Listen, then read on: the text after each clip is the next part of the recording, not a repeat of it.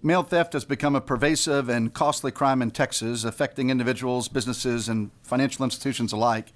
While current state law criminalizes the theft of mail, it does not adequately address the growing problem of stolen negotiable instruments such as checks, money orders, and bearer bonds, which are frequently altered, counterfeited, and fraudulently cashed.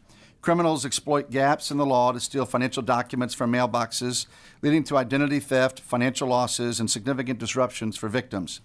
Additionally, organized mail theft rings increasingly now are targeting mail receptacle keys and locks to facilitate large-scale theft operations. Stolen postal keys grant criminals unrestricted access to cluster mailboxes and multi-unit residences, allowing them to intercept sensitive personal and financial information. Despite the severity of these offenses, Texas law lacks a specific statute to criminalize the theft of mail receptacle keys or locks, making prosecution and deterrence even more difficult.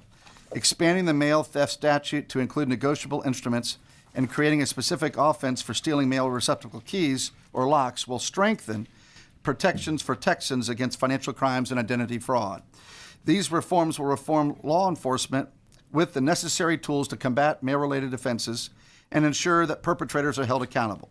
Furthermore, the committee substitute amends the language in three key ways based upon the recommendations specifically of law enforcement. First, the definition of mail is expanded to include parcels that are in transit. The current definition does not include mail that is in the process of being delivered by a carrier service, meaning that if the individual stealing the mail is a postal or carrier worker, they cannot be currently charged under this statute.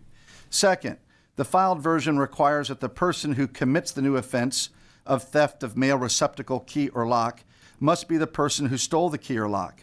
This does not account for those who may be in possession of the key legally, but are illegally copying the key or intending to use it for nefarious purposes. Examples could be a postal worker who copies the key to later steal the mail. CSSB 1281 clarifies this by separating the theft of the key from the other elements.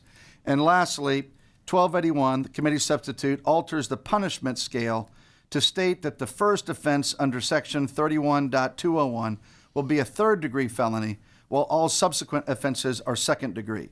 This change was also made at the advisement of law enforcement. So again, Mr. Chairman and members, I appreciate the opportunity to come and lay out this bill and appreciate your support for the substitute here this morning.